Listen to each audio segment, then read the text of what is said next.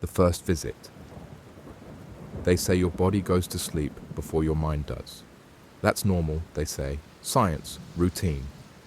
But what they never tell you is what happens when your body never fully wakes up. My name is Ethan Cole. I'm 28 years old. And up until 2 weeks ago, I thought sleep paralysis was just some spooky internet story. The kind of thing people exaggerated to get likes or scare themselves for fun. I was wrong. It started the night I moved into the apartment, a fourth-floor walk-up built in the 1950s with creaky pipes and windows that don't quite shut all the way. Nothing unusual. The kind of place you tell yourself has character when you can't afford anything better. The first night, I chalked it up to exhaustion. Moving boxes, setting up the internet, fighting with the futon, all of it had drained me. I didn't even remember falling asleep. But I do remember waking up. It was 3:17 a.m. I remember that number. It was burned into my mind like the glowing red of my digital clock across the room. 3:17, not 3:16, not 3:18. I was awake, but I couldn't move. I couldn't blink, couldn't scream. My eyes were open, my mind fully alert, but my body was a slab of meat, heavy and frozen. My heart thudded against my chest so loud I thought it would tear through my ribs. I tried to move my fingers, my toes, nothing. And then I felt it. The weight. It started at my feet, like something small had climbed onto the bed. I couldn't look down, but I could feel it, skittering, light pressure, inching up the blanket like a cat. But it wasn't a cat. I don't own one. And the way it moved, it wasn't right. It stopped on my chest. Whatever it was, it pressed down on me with this deliberate, malicious weight. Like it wanted me to know it was there. Like it was watching me. I couldn't see it, but I felt it. Something breathing. Close. Hot air brushed against my neck. Then, just when I thought it was over, a voice, low, hollow, and inhuman, whispered something I couldn't understand. It was like syllables from a language I've never heard but somehow understood. Not with my mind, with my bones. Then everything went black. No fade out, no transition. Just nothing.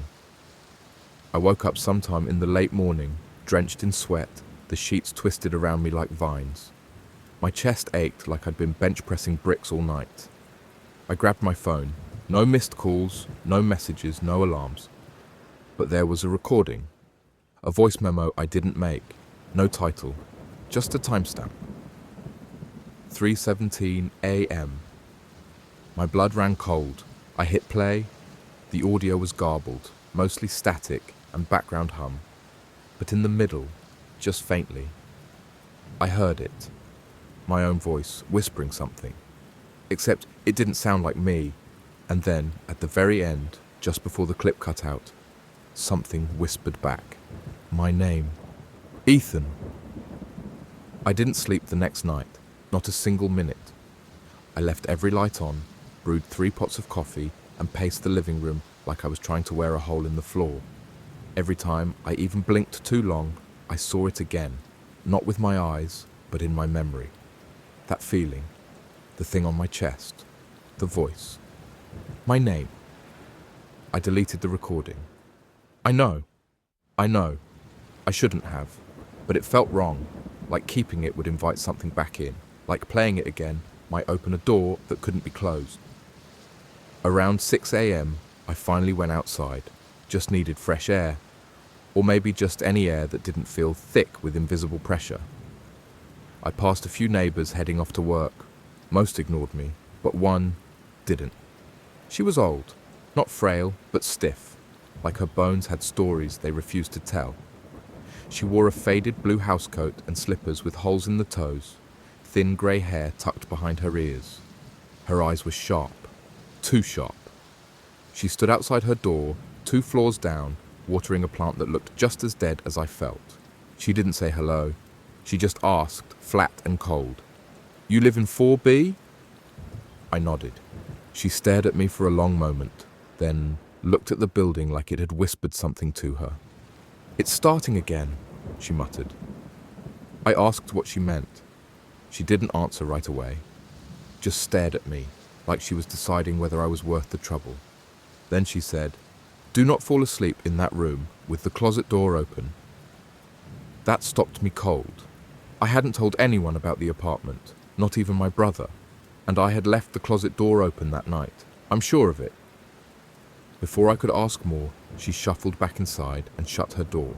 No goodbye, no explanation. I stood there for another few minutes, suddenly aware of how silent the street was, like the world had paused just for me. That day, I stayed busy.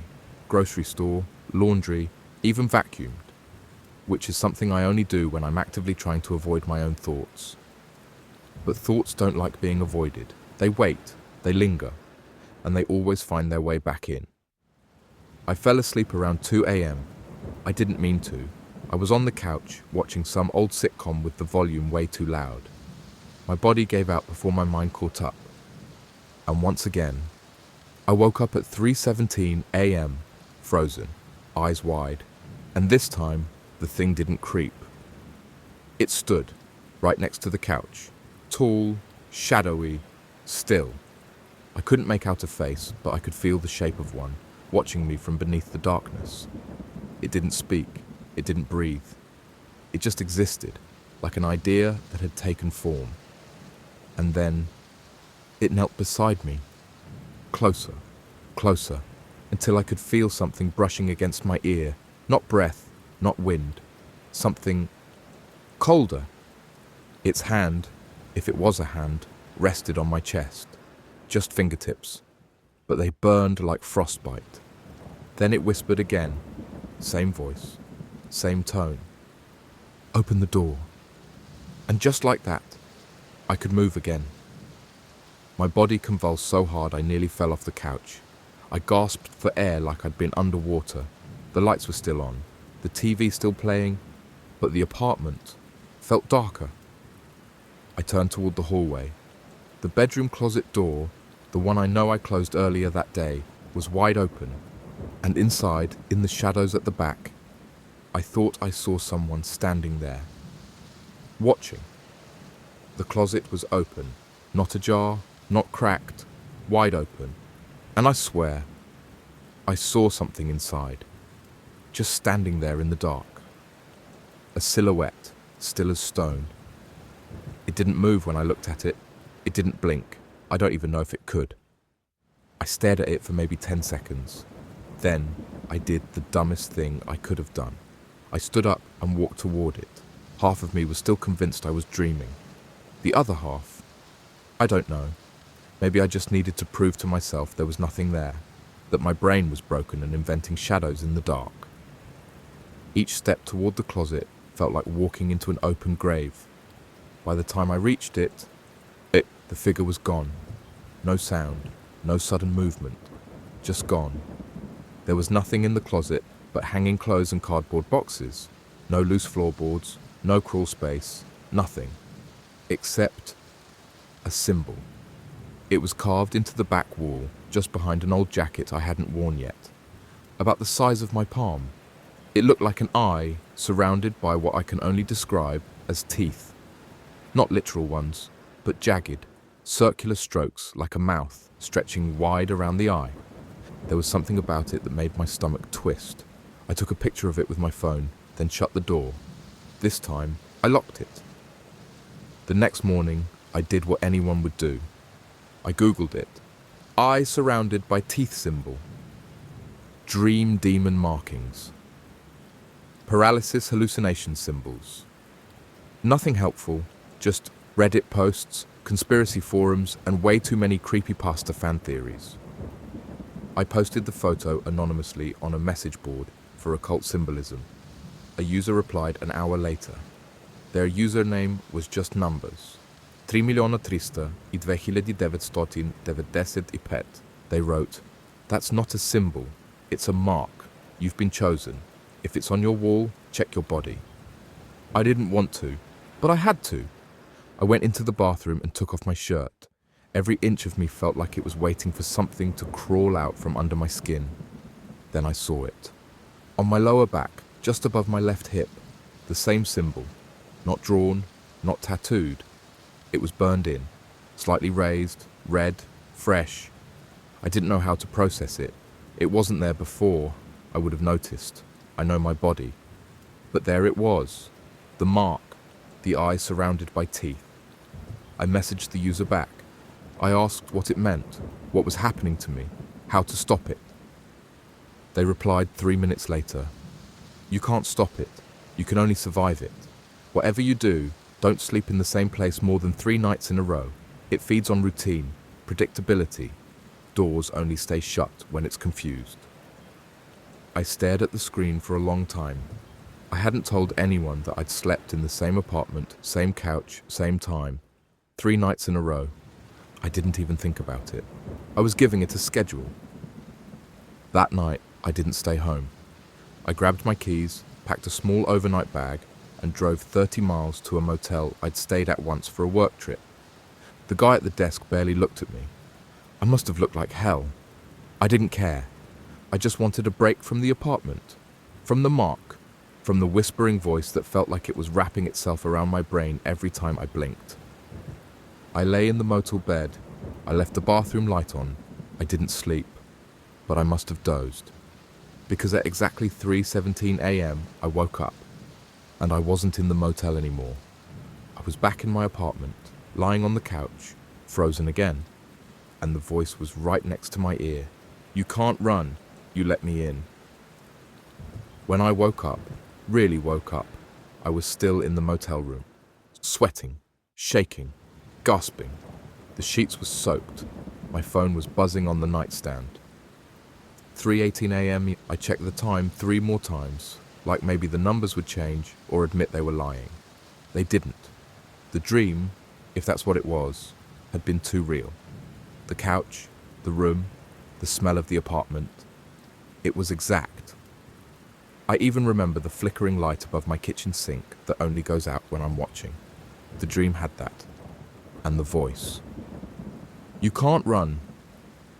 It didn't feel like a threat. It felt like a rule. I didn't sleep the rest of the night. When the sun finally rose, I packed my bag and drove back to the apartment. I didn't want to, but something told me it didn't matter where I went. The thing, whatever it was, wasn't in the apartment. It was in me. And worse, I could feel it watching, always just out of sight, like a shadow that learned how to wait. Back home, the apartment smelled different, like burnt wires and old pennies, the kind of scent that sticks to your clothes and won't let go. I opened the closet. The mark was still there, carved into the wall.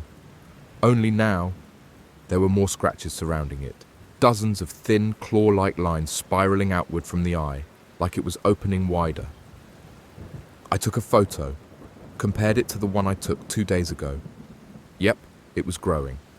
Not only that, in the new photo, there was something I hadn't noticed before, a shape in the corner of the closet floor. I squinted at the picture, zoomed in, and my blood turned to ice.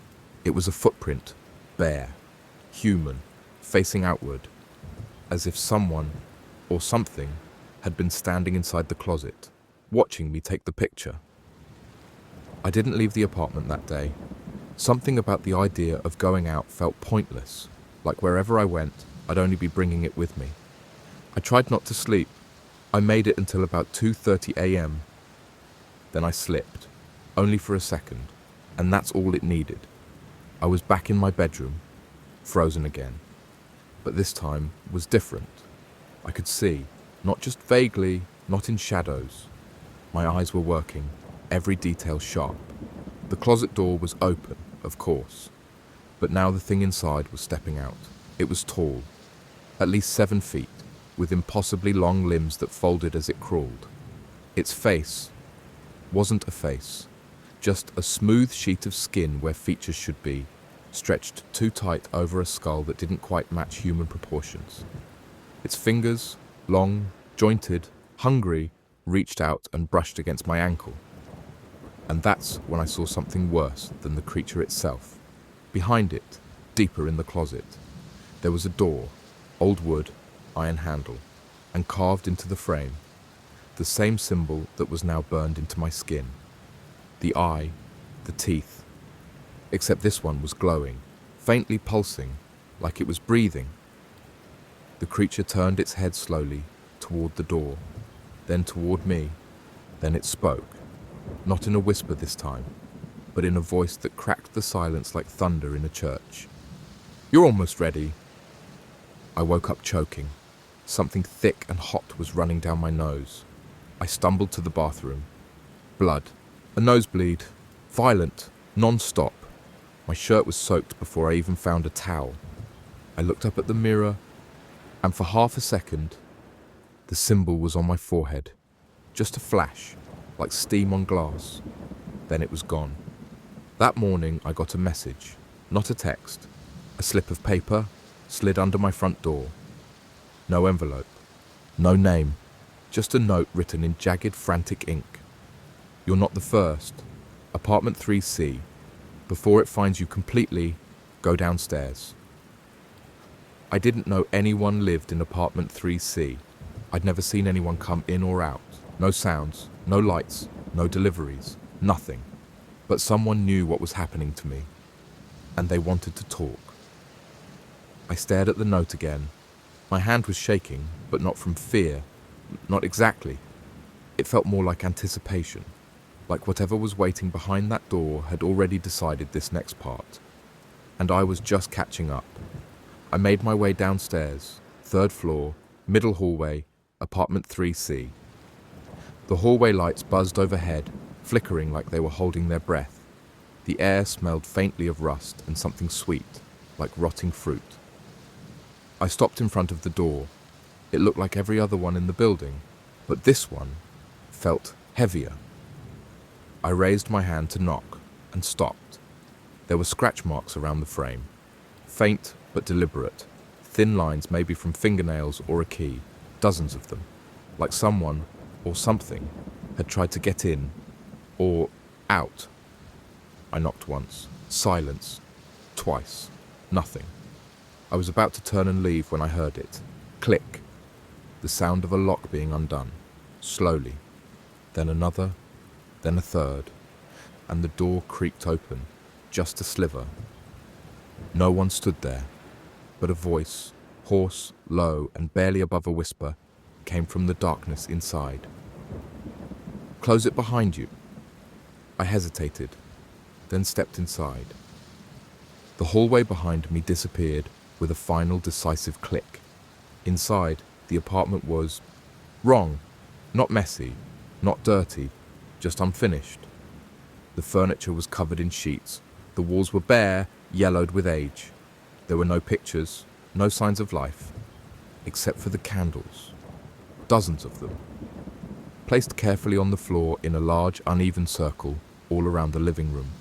Their flames flickered unnaturally, as if disturbed by something I couldn't see.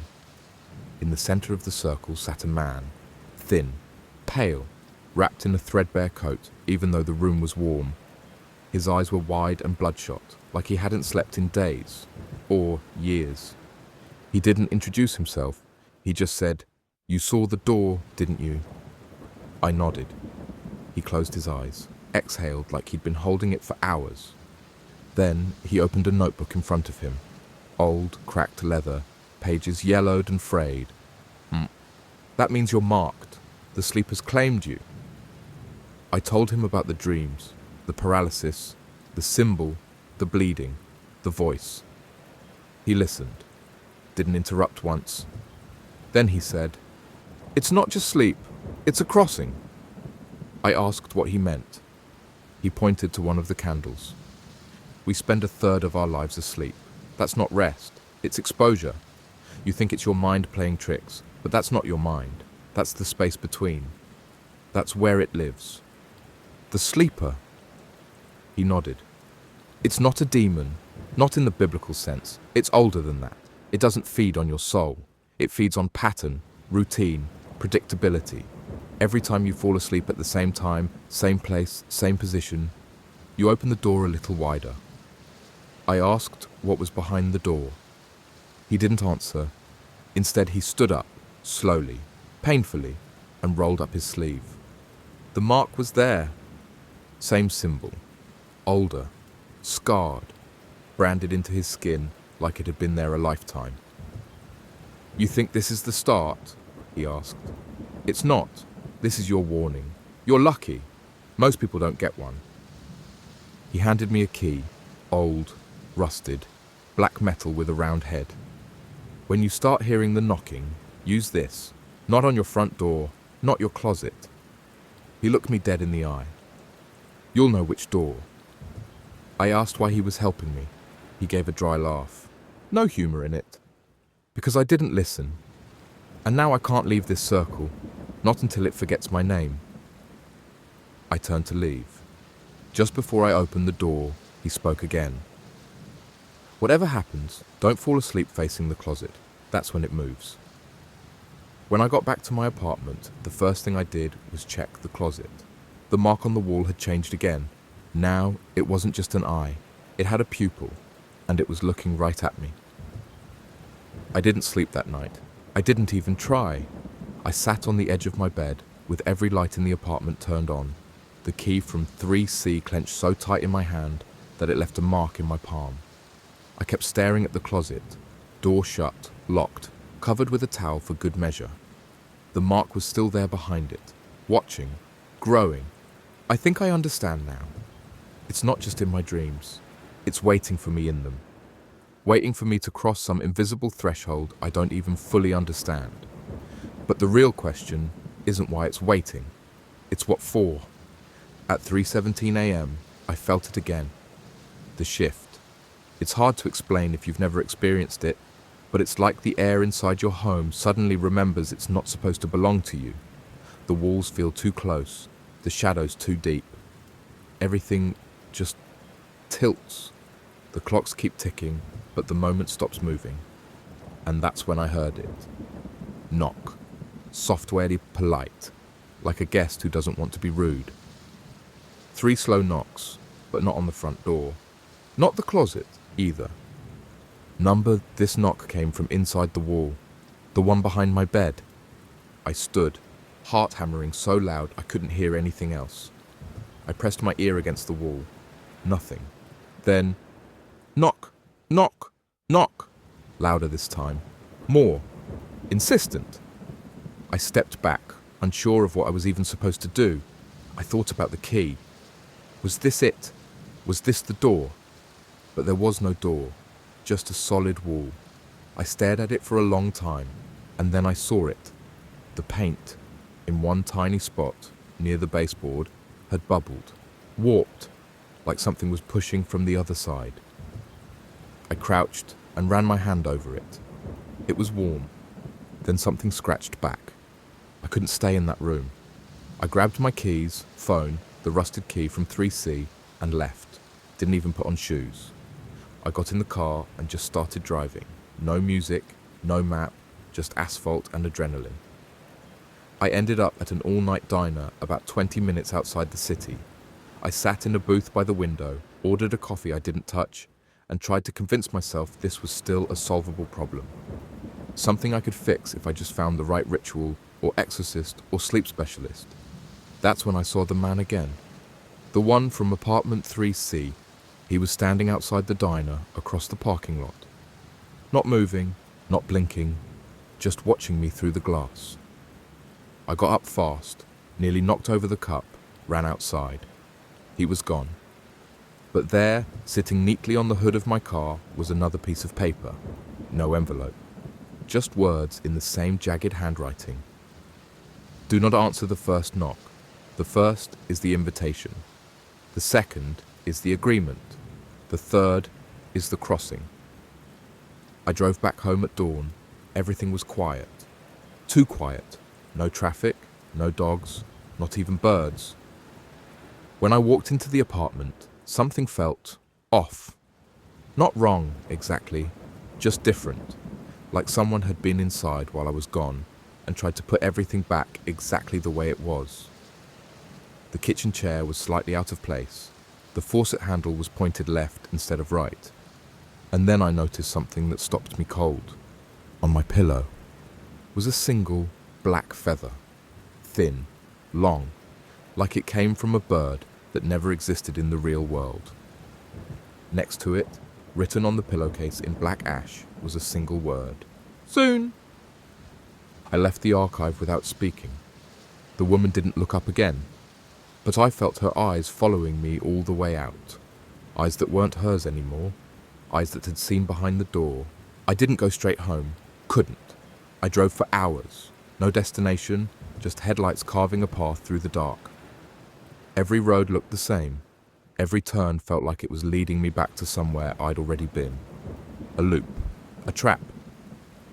I pulled off into an empty lot around 4 a.m., killed the engine, closed my eyes, just for a second, and woke up in the apartment again. Not the real one, the dream version. Perfectly silent, no city noise, no hum from the fridge, no air, just that strange muffled stillness, like being underwater with your ears plugged. And I wasn't alone. This time, the thing wasn't hiding in the closet. It was in the hallway, standing tall, watching me. No face, just skin stretched over bone. In its hand, it held the rusted key, my key, and then it dropped it, right at its feet, and whispered, "You're ready." I woke up gasping. In the car, dawn breaking. The key was still in my pocket. Cold, but now I knew where it fit. Back at the apartment, I didn't go to the bedroom or the closet. I went to the hallway, the narrow stretch between the bathroom and the coat closet, and I just stood there, listening, waiting. At first nothing, then I heard it. Not a knock, not a voice, a breath, slow, wet, labored, like something huge was sleeping just behind the drywall. I pressed my hand to the wall. It was warm again, like skin. And then, right in front of me, a faint line appeared, thin, vertical, a seam, right where no door had ever been. Until now. I held up the key. It felt heavier than before, like it was resisting, like something didn't want to be unlocked. I slid it into the invisible seam. It clicked, not like a lock opening, like a heart skipping a beat, and the wall peeled open, not swung, peeled, like something alive was letting me in. Behind it, a staircase, narrow, stone, spiraling down into blackness so deep my flashlight barely scratched the surface. But I stepped in anyway, because this wasn't just about me anymore. This thing, this sleeper, had been in my family for generations. It had taken my grandmother. It marked me as a kid. It's been waiting. And I was done, waiting back. I descended slowly, each step groaning under my weight, like the staircase hadn't been used in decades. The air grew colder, the darkness thicker, and the sound of breathing, it was getting closer. Not one breath, hundreds, all in sync, like an audience, waiting. At the bottom, I reached a small door, wooden, old. The symbol, the eye with teeth, was carved deep into the center. But it wasn't glowing this time. It was bleeding. Dark, thick liquid oozed from the carving, dripping to the floor, pooling at my feet. I put my hand on the handle, and from behind the door, I heard a whisper. This one was different, familiar. A voice I hadn't heard since I was a kid. "Ethan, is that you?" It was my grandmother's voice. "Ethan?" My grandmother's voice. Software fragile, frayed at the edges with time, coming from behind a bleeding door, carved with the symbol that had haunted me for days. No, years. I just didn't remember it until now. I should have run. I wanted to run, but I didn't. I turned the handle. The door opened without sound. No creak, no resistance. Just a gentle swing outward, like it had been waiting for me. Inside, darkness. But not empty darkness. This darkness moved. It pulsed, shifted, breathed, and the deeper I stepped, the more the world around me changed. The air was colder now, thicker, like syrup sliding down the back of my throat. Every step forward made my head swim, like gravity didn't apply quite the same way anymore. Then I heard it. Dozens of whispers, but none of them made sense. Not at first. They were layered, voices talking over each other. Male, female, children, old, screaming, crying, laughing, all tangled like static on a dying radio station. Until I heard one voice, loud and clear. My grandmother again. "He lives in the third dream. Do not enter the fourth." I stopped. Third dream? What did that even mean? The room, if you could call it that, began to form around me. I wasn't in a basement. I wasn't underground. I was in a bedroom. A child's bedroom. Dusty toys on the floor, torn wallpaper, a mobile hanging from the ceiling, turning slowly with no wind. It was mine. From when I was 8. I remember the robot on the shelf, the Batman sheets, the crack in the wall behind the dresser I used to hide things in. This was my room, perfectly recreated, but wrong. The shadows here were too long, the angles too sharp, and in the corner something was breathing, loudly. A shape, curled up like it was sleeping. I took a step closer. It twitched.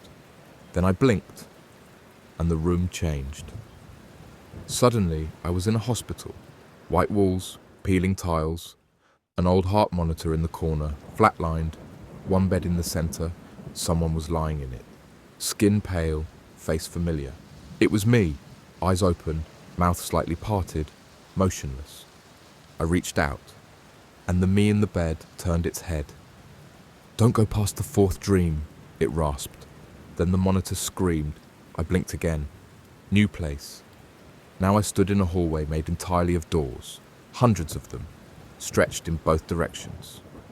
Each one was different, sizes, shapes, materials. Some looked ancient, others too modern. One was wrapped in barbed wire, another breathed as I passed it, and above each door, carved in strange twitching script, were numbers. I passed one marked First Dream, then another Second. I found Third Dream. The door had a handle made of bone. I reached for it, but as my fingers touched the knob, I heard a sound behind me. Knocking, loud, rhythmic, 3 knocks, and I knew that was the fourth. I turned around. The fourth door was unlike the others. It wasn't made of wood or steel. It was made of mirror, not reflecting me, but reflecting the room behind me from some other angle, one I couldn't make sense of. The hallway bent wrong. The shadows moved too slow, and behind the reflection, something waited. I stepped back. The knocks came again, this time from inside me, like my own ribs were knocking, trying to answer the call. I clenched the bone handle of the third door, turned it. The moment the door creaked open, the fourth door behind me shattered. Glass exploded outward, and from within, the sleeper stepped through. It was huge. Its body hunched beneath the ceiling, spine crooked, joints bent at unnatural angles. Its face, still featureless, now stretched open, with teeth forming around the absence of an eye, the opposite of sight. A blind god, hungry for routine. And it spoke. "You have wandered too deep. Now you will stay." I threw myself through the third dream door, slammed it behind me. Darkness, a hallway, silent. No whispering now, no breathing. Just silence, until a light clicked on overhead. And in front of me stood my grandmother. Only, she was younger, mid-20s maybe, wearing a hospital gown, the symbol branded into her neck. She looked at me, smiled but with tears in her eyes. "It's not here for you yet, Ethan, but you'll have to choose soon which dream you die in." She was crying. My grandmother, young and scared, standing in that sterile hallway that looked like no hospital I'd ever seen. The lights flickered above her, buzzing like flies. She wiped her eyes and tried to smile again. It didn't hold. "I tried to stop it, Ethan. I thought if I let it take me, it would skip you. But it doesn't work that way." She stepped forward, but there was something off in how she moved. Too light, like she wasn't walking, just sliding over the floor like she wasn't entirely there. "You're part of it now. You always were." I asked her what the sleeper was, what it wanted, why it had followed our bloodline. She didn't answer. Instead, she pointed down the hallway behind her. 2 doors, one red, one black. Each pulsed softly, like a heartbeat behind old wood. One of these dreams ends it. The other one keeps it going. But you can only open one. I hesitated. The red door throbbed with heat, like there was a furnace behind it. The black door was ice cold. Frost formed along the bottom edge. Which is which? I asked. She shook her head. It changes for each of us. It's not about right or wrong. It's about who you are. I stepped toward the red door. The heat intensified. My skin prickled. Something growled behind it, low and steady, like breathing through coals. I moved to the black door. No sound, no heat. Just stillness, emptiness, like whatever was behind there had already left, or never existed at all. What happens if I choose wrong? Her expression darkened. She didn't speak, but she held up her hand, and for the first time, I saw the brand clearly on her wrist. The eye with teeth. It wasn't ink, it wasn't carved. It was grown into her, twitching slightly, breathing, alive. And as I stared, it began to open. Just a little, just enough for me to feel it looking at me. I backed away. The doors pulsed faster. Boom, boom, boom, boom, like a countdown. And somewhere above us, I heard the sleeper again, moving, closer. My grandmother took my hand. It felt colder than the black door. Ethan, you can't kill it. You can only pass it on, or take its place. The hallway tilted.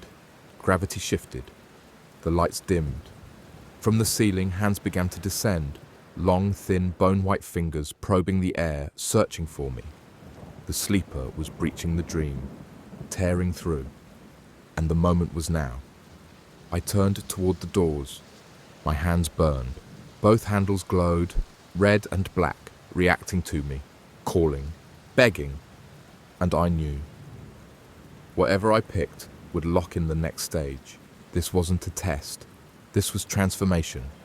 I stepped forward, and I woke up, back in my apartment, daylight streaming through the window, my phone buzzing on the nightstand. 9:41 a.m. Like nothing had happened. The walls were normal. The hallway was solid. No seam, no secret staircase, no bleeding door, just quiet, normal. But the key, still in my hand. Only now it wasn't rusted. It was polished, smooth, warm, and a symbol had formed on the side, not etched. Grown, the eye, with teeth, open, watching. I should have thrown it out, should have run, but I didn't, because something inside me had shifted. I could feel the doors still, behind my eyes, in my bones, like the dream hadn't ended, like it never does. That night, I didn't sleep, but I didn't feel tired either, because every time I blinked for too long, I saw them again. The red and black doors, waiting, still pulsing, still breathing, and behind both of them, the same whisper, choose. I started keeping the lights on. It didn't help. They flickered anyway. The shadows still moved where they shouldn't. Reflections smiled without me. My own voice echoed back seconds late, like something was rehearsing it behind the walls. The world was fraying. I could feel it. The seams that held dream and reality apart were unthreading, and I wasn't the only one trapped in the stitch. That morning, I found a book on my kitchen counter. I hadn't bought it, never seen it before. It was old, bound in leather, thick with dust, no title on the cover, just that same symbol, the eye with teeth. It pulsed slightly when I touched it, warm like it remembered my hand. I flipped it open. The first page wasn't in English. Or maybe it was. The letters were wrong, bent in angles that made my head hurt, but some part of me understood them anyway, like remembering a nightmare in reverse. The chapter heading read, The Feeding of the Sleeper. It talked about the fifth dream and how those who wandered into it too far could never truly return. It explained how the sleeper wasn't a god, not exactly, but a parasite, ancient and starving. One that didn't live in dreams, but used them to crawl into the real world, piece by piece, through the open mouths of those who'd been marked. Like me, it eats time, memory, identity, and it grows stronger each time we forget what's real. Each time we tell ourselves, it was just a dream. At that denial, that's the first bite. The book said it comes to bloodlines. Families like mine, it roots itself deep, waits, sleeps, and when enough generations lie to themselves, it wakes, fully, permanently, and then it opens all the doors.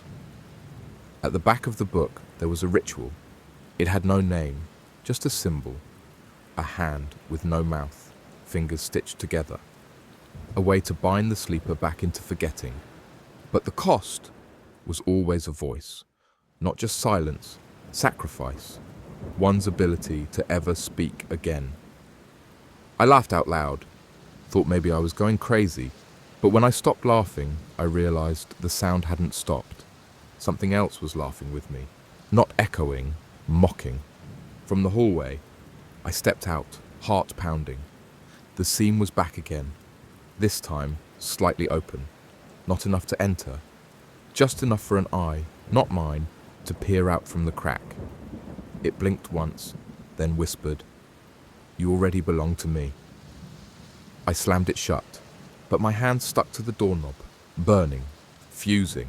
I tore away and found a fresh brand carved into my palm. The stitched hand, the ritual mark. It hadn't been a choice. I was already chosen. That night, I didn't try to sleep. I sat on the floor, staring at the book, trying to find a loophole. But the more I read, the more the pages rewrote themselves, like the book was alive, learning, preparing me. Every time I blinked, more text appeared. Warnings, diagrams, instructions written in blood I knew was my own. And in the center of the last page, new words formed. You are the mouth now. You carry the dream. You open the next door. When I looked up, my TV had turned on again. Only this time, it wasn't static. It was me, sleeping, twitching, eyes wide open, mouth slowly opening wider than it should. The screen flickered, and the sleeper leaned into the frame behind me, smiling. I couldn't trust sound anymore. Every noise in my apartment was off by half a second, like the world had forgotten how to echo in real time. When I spoke, my voice came back to me warped, deeper, slower, sometimes saying different words than I had said aloud. I didn't know what was real, only that the book was never wrong, and the ritual wasn't a suggestion. It was a deadline. The next page had appeared that morning, my hand still pulsing with the stitched hand brand. The new text was simple: bind the voice or it will use yours. It only needs one word to wake. I didn't know what that word was, but I could feel it in my throat, waiting to be spoken in a sleep deeper than any I'd known. The ritual was older than language. It said to speak nothing, feel everything. To draw silence through the mouth and push it into the skin, like threading a needle with stillness. I didn't know what that meant, until I tried. I lit the candles as the book instructed, 3 wicks made of black wax and bone shavings, no matches. You had to use breath, your last word spoken into flame. I whispered the first word that came to me. Enough! The flames roared to life. The air in the room turned heavy, thick like water but dry like desert air. My ears rang, my bones ached, my tongue twitched like it wanted to scream, but I held it back. The book instructed me to draw the symbol, the stitched hand surrounded by 3 eyes, in my blood. I didn't flinch. I had long since stopped being afraid of pain. Pain was proof I was still real. Once the circle was complete, I sat inside it, cross-legged, eyes closed, and I listened, not to the room, not to the creaks in the ceiling or the soft hum of something breathing behind the drywall. I listened to the silence, and there, beneath it, was the sleeper's song, muffled, mournful, like 1,000 voices screaming behind glass. I felt them press against me, whisper into my chest. One voice rose above the rest, my mother's. "You were the key the moment I named you."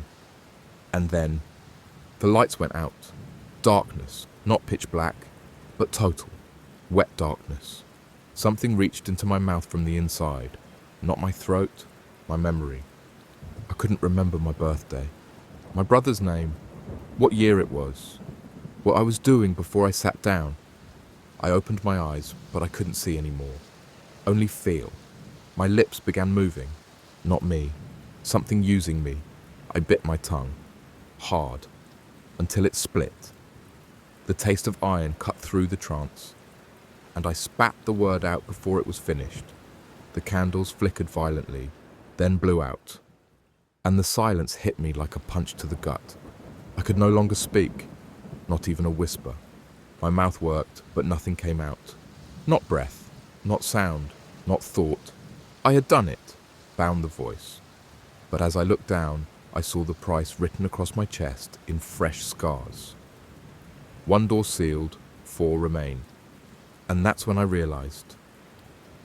The ritual hadn't stopped it. It had only slowed it. And I was still sinking. Through the dreams.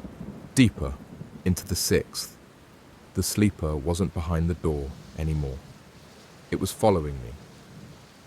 I don't remember falling asleep, but I remember waking up wrong.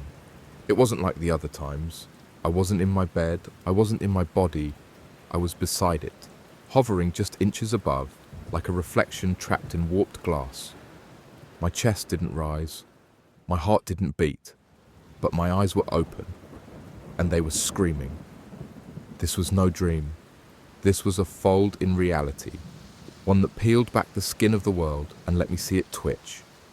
The walls of my apartment had stretched, impossibly tall, hundreds of feet into blackness. The ceiling was gone. Or maybe I was below something, staring up into a vast night sky where stars hung like frozen mouths, slightly ajar, and the air, it was thick, not humid, heavy with memory. Things moved through it, slowly, shadows with faces. Some were familiar, old friends, a teacher from childhood, my grandfather, all long dead. Each one floated past, mouthing silent words. Each one carried the same symbol etched into their foreheads, the eye, the teeth, the tongue swallowed whole. The 6th dream wasn't a place. It was a catalogue, a library of every person who had been touched by the sleeper, a waiting room for those it hadn't fully devoured. And I was in it now. I turned, or tried to, and realized I had no spine. No bones at all, just shape and echo. And still, I could feel something following. Not fast, not near, but directed. A heat in the distance, pushing cold in front of it. The sleeper. I passed one of the shadows, a woman with no eyes and a voice like cracking branches. She looked at me. No mouth moved, but the words bloomed in my mind. You bound your voice, but not your name. Names are louder than screams in this place. It is using yours to call the next door open. I didn't know what that meant, not fully, but I knew something terrible was about to answer. The space around me twisted, colors inverted. My shadow self convulsed, stretched like rubber, pulled thin by some unseen force until I was face down on what looked like a floor made of teeth. The book was there, open, waiting, but this time the pages flipped on their own, to the 7th dream. A page I hadn't earned, but the sleeper had. From behind me, a sound like a wet exhale, something rising, massive, towering, coiled in its own sleep. And as I turned, I saw it, not in form, but in effect. Reality around it bent like metal in heat. Its face was a mosaic of every person who'd ever dreamed of it.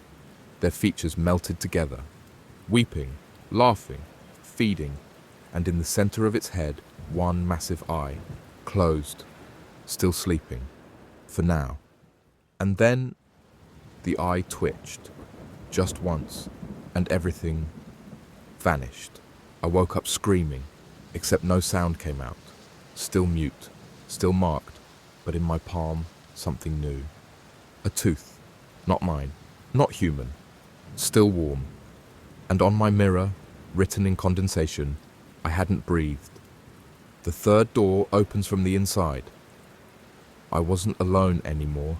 I knew it the moment I saw her. It was Marla, my childhood friend. We hadn't spoken in years. But there she was, standing in the corner of my apartment, pale and thin, eyes wide open and frozen like a statue. Her mouth moved, slowly, whispering words I couldn't quite hear, words that crawled under my skin. I tried to call out to her, tried to shake her back to life, but no sound came from my lips. I was mute, like I always was now. She turned toward me, her eyes locked on mine. And suddenly, the words made sense. The forbidden word. The one the sleeper wanted.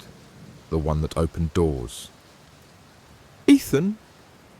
Her voice was a dry rasp, but the word escaped her lips before she could stop it. A word so old it burned the air. The walls began to shudder. The apartment twisted. The seam in the hallway split wide open. And from it, the third door appeared. I remembered then. The mirror's message. The third door opens from the inside. Marla stepped forward, eyes glassy. Her lips moved again, calling, summoning. I reached out, grabbed her arm, but she was already falling backward into the darkness of that door. I screamed. No sound. And then, silence. The moment Marla disappeared through the third door, everything went cold, like the breath had been sucked out of the world. The hallway behind it stretched infinitely, walls bleeding shadows. I didn't hesitate. I stepped inside. The air changed immediately. It was thick, heavy, like swimming through honey laced with ash. A choking silence wrapped around me, no sound but my heartbeat pounding in my ears. The space twisted around itself. Walls folded and unfolded. Hallways doubled back into places I'd never seen but knew. And there, in the center of it all, was a playground. Empty, but not silent. Laughter echoed faintly, but it was wrong. Like a child's laughter played backwards. Marla stood there, facing a rusted swing. The chains creaked as it moved, slowly, by itself. She turned to me, her eyes darker now, void-like. "This is the place you belong, Ethan." Her voice was distant, like a recording played through a cracked speaker. I tried to reach her, but the ground shifted beneath my feet. Suddenly, I was falling into darkness that wasn't empty. It was filled with faces, silent mouths open wide, teeth bared in screams frozen in time. I landed hard, cold stone beneath my palms. And then I saw it, a mirror, huge, framed with the eye and teeth symbol, and in it, my own reflection, but twisted, smiling. The reflection whispered, "You cannot run from what you carry." The third dream is where it begins and ends. The laughter returned, growing louder, surrounding me. And then the swing stopped. The playground faded, the dream shifted again, and I was standing at the foot of a bed. The bed where my grandmother once lay, eyes wide open, breathing shallow, the mark glowing on her wrist.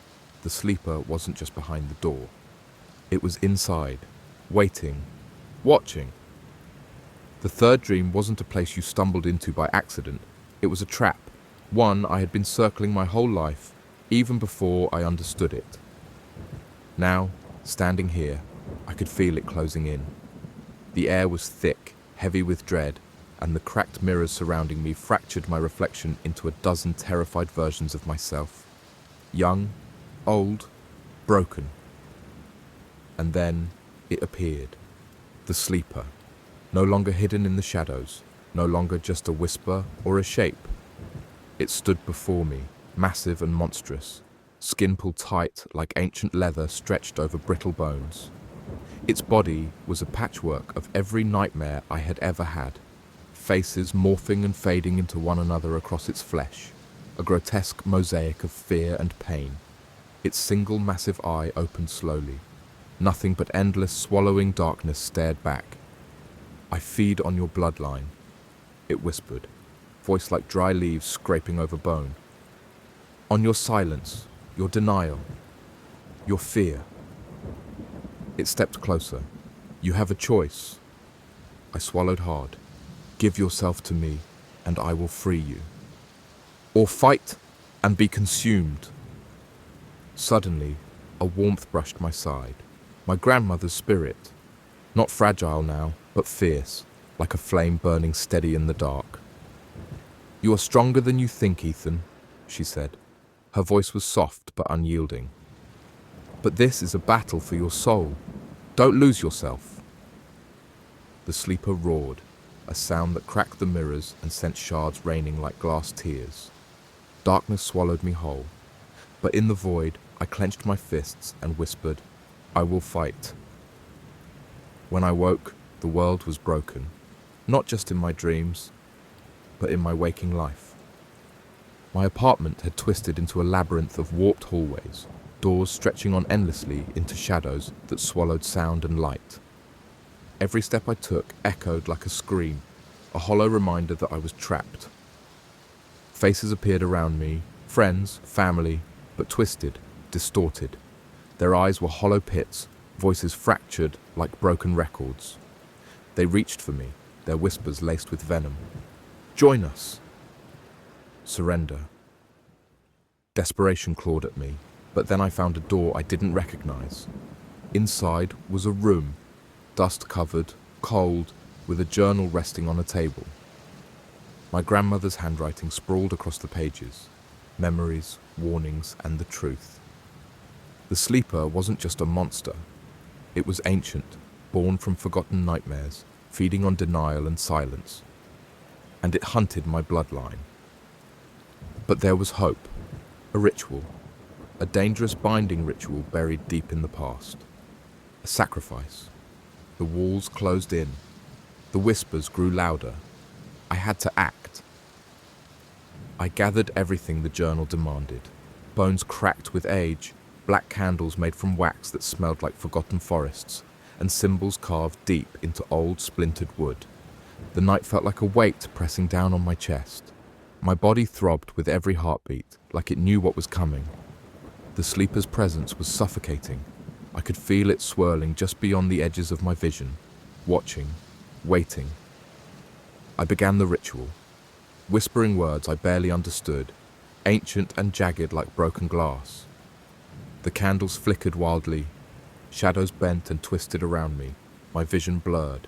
Visions flooded me.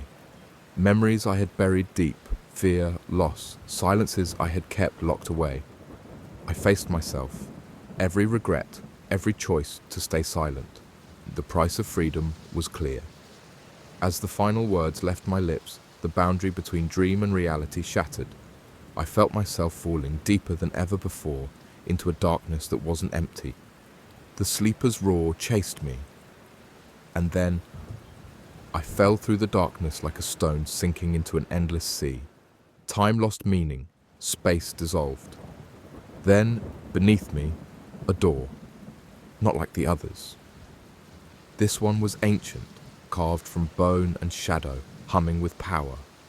The last door, the one the sleeper had been waiting for.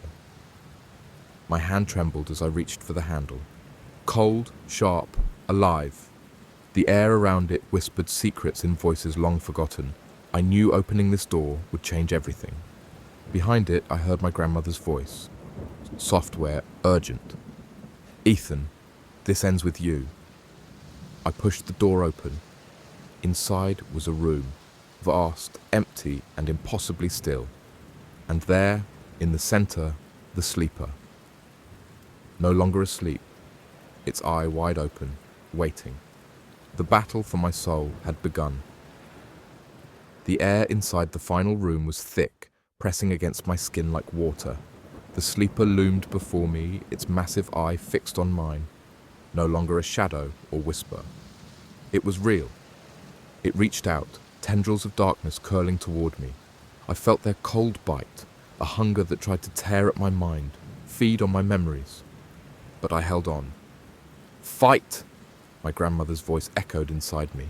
Remember who you are. I pulled the key from my pocket, the one etched with the eye and teeth. It glowed. I slammed it into the ground. Light exploded, tearing through the shadows. The sleeper shrieked, a sound that cracked my soul. It tried to pull me in, to drown me in dreams. But I fought back, with every memory, every whispered truth I'd uncovered. The battle raged, time bent and twisted, but I refused to let the darkness win. The light from the key burned through the darkness like a beacon.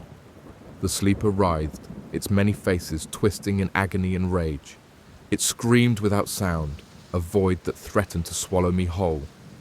I stood my ground, clutching the key tighter, feeling the power surge through my veins. Memories flashed, my grandmother's warnings, my family's history, the sacrifices made. All of it fueled me. The sleeper lunged, a tidal wave of shadows and teeth. I closed my eyes, bracing for the end. But then, a voice. My voice! I opened my eyes to see the sleeper faltering, its form unraveling like smoke. The key pulsed with a fierce light, sealing the fractures between dreams and reality. With one final surge, I drove the key into the heart of the darkness. Silence. The room dissolved. I was back in my bed, breathing hard, alive. But I knew this wasn't the end. I woke up gasping, drenched in sweat. The weight that had been pressing down on my chest was gone. For the first time in what felt like forever, silence. Not the suffocating kind, real silence. I looked around my room, everything normal. No cracks in the walls, no seams in the floor, no hidden doors. The key was gone. The symbol faded from my palm. But as the days passed, I realized something else. The nightmares didn't stop. They changed. Now they whispered warnings, fragments of memories I never knew I had, visions of my grandmother's face. The curse was broken, but the story wasn't over, because the sleeper still waited, somewhere, and I was its sentinel. Sleep paralysis is more than just a nightmare. It's a doorway, a crack between worlds where something waits in the darkness, hungry and patient. For some, the line between dream and reality blurs, and the terror never truly ends. Ethan's story is a warning, to face your fears, to fight the silence, and to never ignore the shadows that whisper when the world falls asleep. Because once the sleeper wakes, it's already too late.